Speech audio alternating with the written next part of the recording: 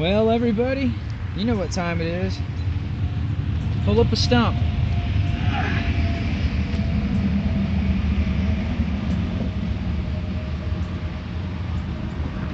We learned some interesting stuff today about a... Oh, by the way, I'm the Roman gnome, Glenn Monroe, and this is foraging, free-range gleaning. That's kind of ironic, that's my name. Glean.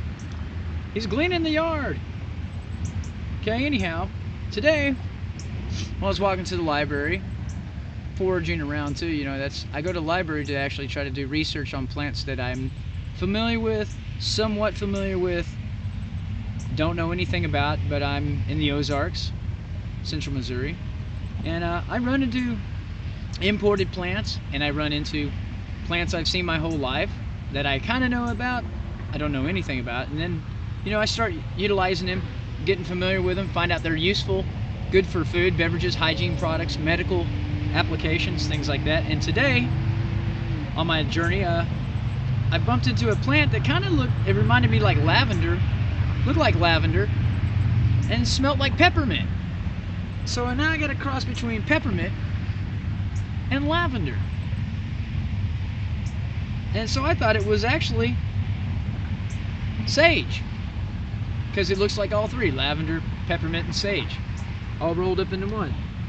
And you might know it, you've heard of it, catnip. That's what the lady called it. I asked her, I said, the gardener, they have a gardener down there, you know, for the city. And I got some leaves and some cuttings off of it. And what's really weird is it grows all over the place here. It was actually brought here from probably France or Spain, or any of the recent cultivars, you know, that do gardening and stuff, and they imported it, brought it here.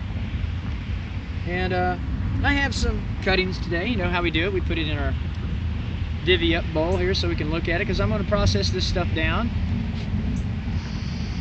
And it's good for medical, food, beverages, and hygiene and medical. If you have ailments and things like that, well, it's an herb. They dry it out, they cut it up, they use it for spices, flavorings. I did a lot of research on it today. I think I spent almost 8 hours reading over some of the stuff. We'll go over what it looks like. I did put some video footage up already of what it looks like, and this is pretty much the synonymous cat call. And as you can tell, it does remotely kind of look like lavender. But it has a few chemicals in it that they've done a lot of research and analysis of. And I pretty much showed you what it looks like. It's good. The bees love it. That's how I seen it. Because, well, purple, I mean, that sticks out, especially when they're in a big bush. And there were several types of bees that were, you know, eating, getting the pollen so they can utilize this for honey production. And there were the people that were there, some of them were suffering from muscular dystrophy disorders and diabetes, and they use it for ornamentation. They just look at it. Well, see, I'm look but don't touch policy. See, I'm not a look but don't touch kind of guy, and so I took some. Okay, that's pretty much what the top looks like. And I'm not going to bore you. I got my gleaning bag as usual, and I just took some cuttings. But I'm not going to bore you with all the information, but I will go over some of the information of what this plant's good for. Alright? It tastes pretty good. Okay, we got the leaf structure right here. As you can tell, that's pretty much what they're after, the leaves. And I'm learning a lot about this Mediterranean type stuff. But I got a few things I wrote down, and I'm not going to, you know, bore you to death, but I will go over some of the finer details about catnip. But actually, the lady called it cat mint, and I tried to identify this of actually really what it is. I'll go over a few types of things you can do with it, and I'm going to use it for, I'm probably going to steam it and extract the juices out of it, and I'm going to drink it like a tea. But I'm going to steam it first to break it down, and then I'm going to keep using it. It does have some positive chemicals in here, okay? First of all, it's a catnip. That's what they called it. But The actual terminology is a mint. It is an herb type mint. Okay? It's what it's classified as. It's an herb. It's a mint herb. It says traditionally the area it grows, or it was brought from or cultivated, was France, Spain, Italy, Algeria, and Morocco. The common name is cat mint. Cat's wort. The scientific medical term, well, there's the big one, which is Nepeta cataria. It's probably in Russian, Italian, or Russian Greek. Nepeta cataria. Or the smaller one, which is what we have, the lesser one, and it's called Nepeta nepetea. All right. That just means the lesser one. It's the smaller one. You have a grand one and a small one. Less it means the little mint or the little cat. And I can't say that in France because, you know, it would probably sound like, you know, the word that you can't say in public. But anyhow, we'll go over some of the details. It smells like lemon, sage, mint. It's got an evergreen terpenol kind of smell to it. It tastes like minty fresh lemon, mild, then with an oregano taste. Almost like rosemary oregano. And you'll have to try those, because if you don't know what that tastes like, then you're really missing out. They're pretty good. Earthy, kind of energetic. It gives you a little bit of like, ugh. The uses for them is culinary, medical, hygiene, apiary, for honey production for bees. The chemical actually that is in it as well is a mosquito repellent, and one of the ingredients that we're going to talk about is used for malaria and other viral type diseases from parasites and other physical ailments. So we're going to go over that here in a minute. Okay? It also is good for animals. Animals like the smell of it. They get euphoric and then they take a nap. I guess it just blows their nose right out, you know, goes right to their brain, and they just, it says euphoria. Okay? How I noticed it was the color. Then I walked closer and then I seen, you know, all the bees. The natural activity of the bees. There was 3 kinds of bees. A lot of them. It smelled good. I was like, oh yeah, it smells really good. It smelled familiar, so I tasted some of it and I'm okay. Then I went to the library and did more research on it. I used Wikipedia. I used some local botanical, you know, we are in a college, university area, so they do some research on it. And so what I found, it had positive research trial test and actual positive research results for rheumatic diseases, schizophrenia, like memory, attention deficit. Diabetes and schizophrenia was the test that they did it on, and they found out that schizophrenia is also related to diabetes. Imagine that. They had some real good results treating people that suffer from Down syndrome. And another thing they noticed, it had synapse nerve performance. It increased their synapse nerve performance, making you situationally aware. Agility. Okay, so basically awareness, agility, resiliency. Remember, it's a plant that bends, but doesn't break. You can't break that very well. It's very fibrous. It's got oils in it. Remember oil? It has an essential oil in it.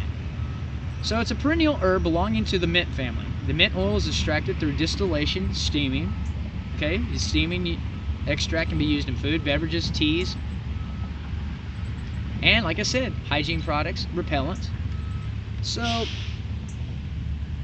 similar plants are valerian, the Siberian honeysuckle, some other things. And one of the active ingredients, like I said, was Nepeta, but it's a terpenol. Okay, and you can look all that stuff up and you'll find out some really cool things that those chemicals do. It's the same chemical that's in evergreens.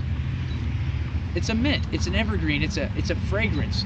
And you'll look it up and you'll find out all these other plants that have these similar oils and ingredients and aromas in those plants that smell very piney, fresh, lemony, and some of them are downright illegal.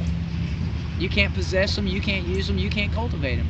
You'll go to jail for life. There's people in Missouri going to jail for life for possession of several of these plants because of their powerful, euphoric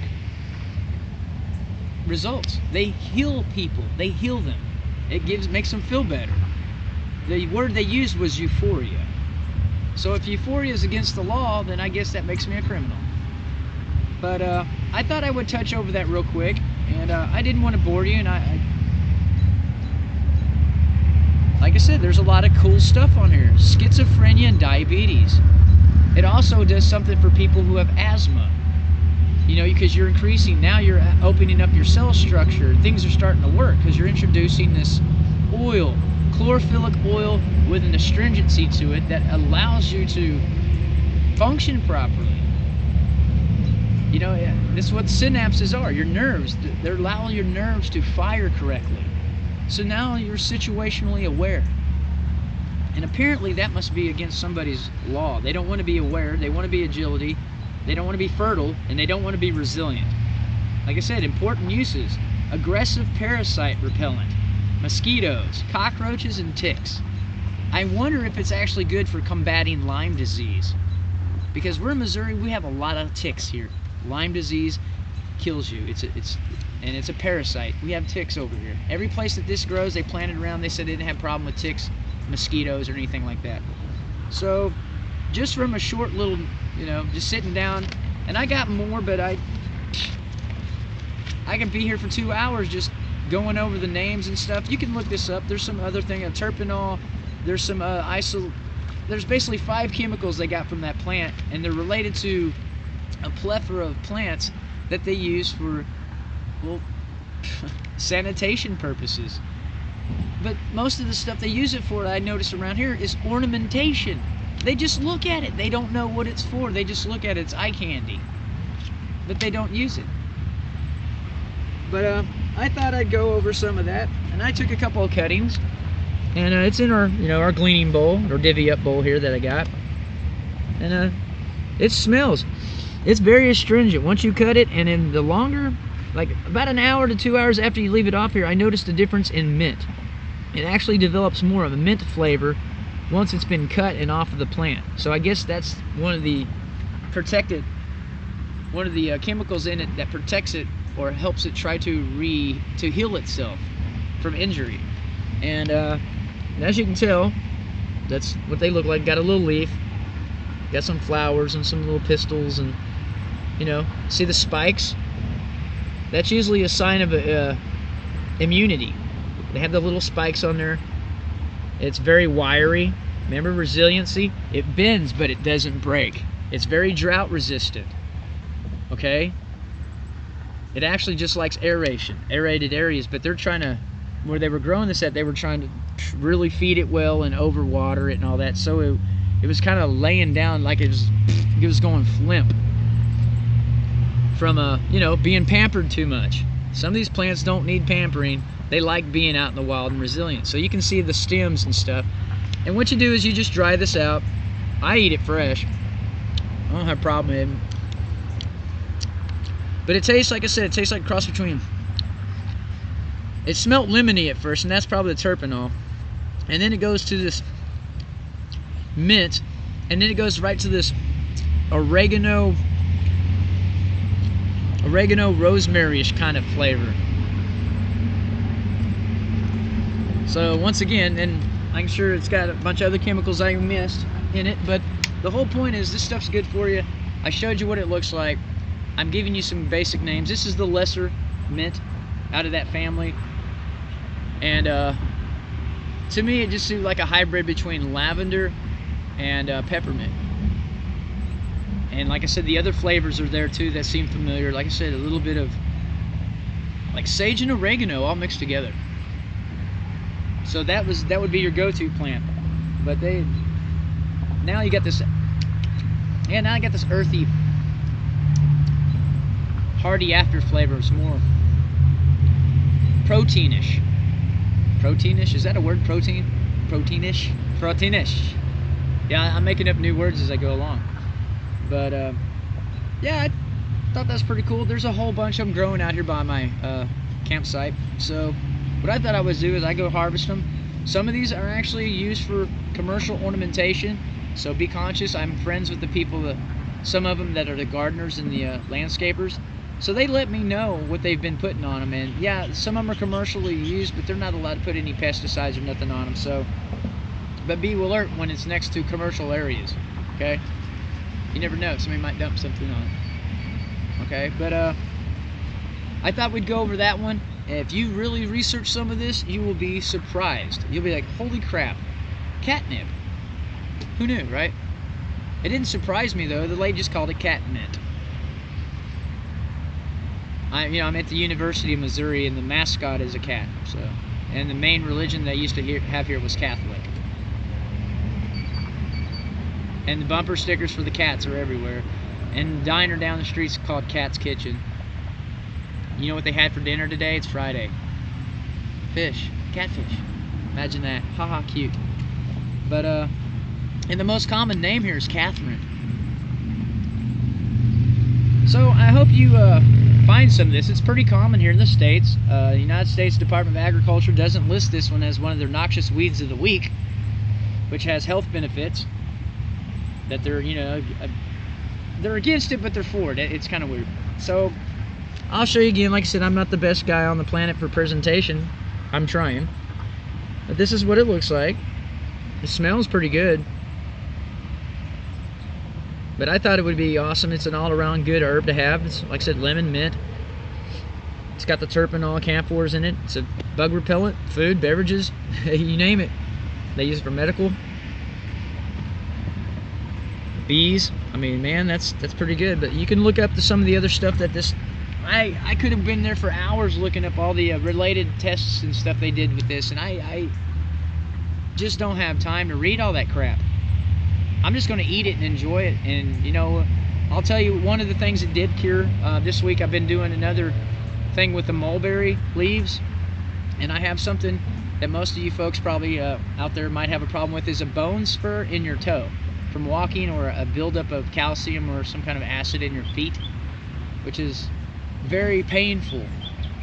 Well, I walk a lot, and for the last 2 days I haven't felt any pain, and I've been walking the same amount, if not more, plus a pack, and my foot's not hurting because it does have an enzyme in it in these plants that we're using to combat circulatory issues as well. That's what I wanted to try to let you know. It's high in vitamin A.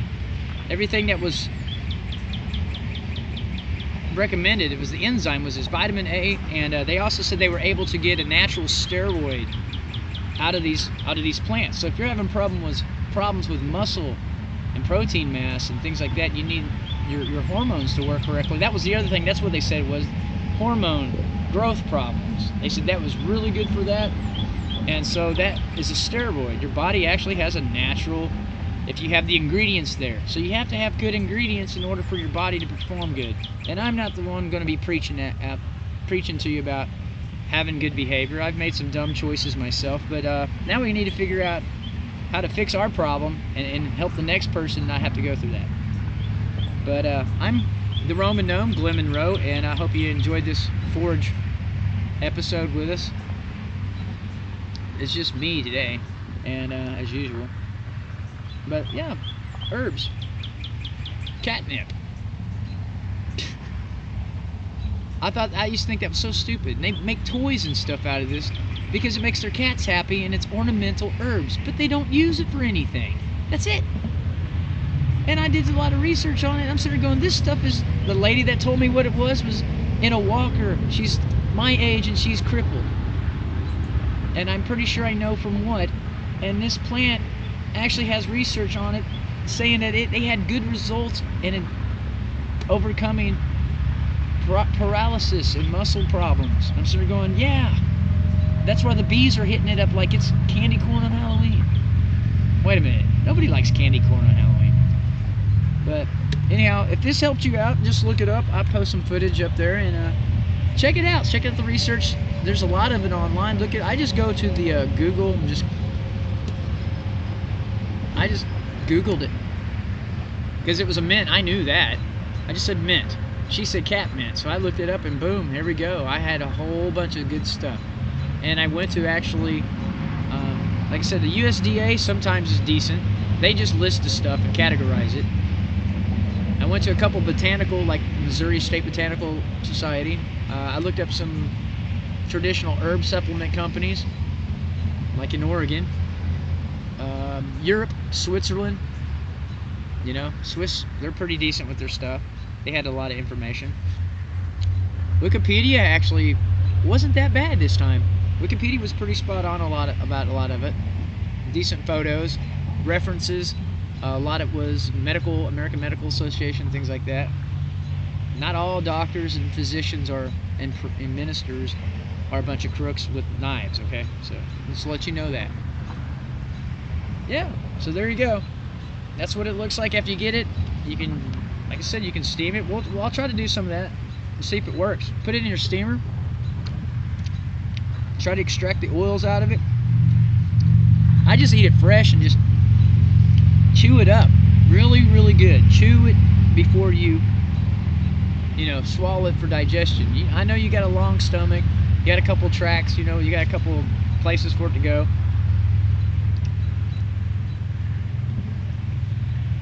But utilize, the nutrition by really breaking it down. I just actually just leave it in my mouth. Yeah. And I said it also was good for cavities. They used it for what else? Man, there was really a lot of information on this. I was impressed. But nobody around here that's just a common, citizen type person. Citizens. I know. Country people probably don't even. This has to be something that's a cultivar, a plantagenet type person. A herbivore type person would know. Horticulture, cultivator, wildcrafter, somebody that actually grows this for a living and depends on it for, well, euphoria. I think that's what I'm gonna call my.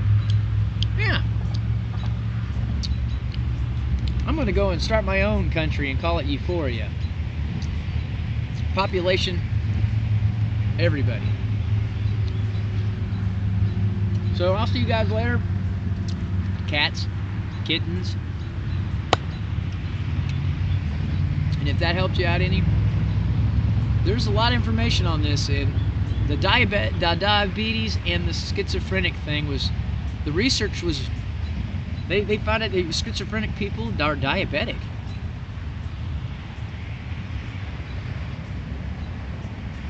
Wow, imagine that. Anyhow, if this helped you out, leave a comment, subscribe, email me, glennwmsmith@gmail.com. Okay? Don't spam me. Something posing as mail. Appreciate it. But may your gleaning bowl never go empty, and use the forest. I'll see you guys around. Take it easy.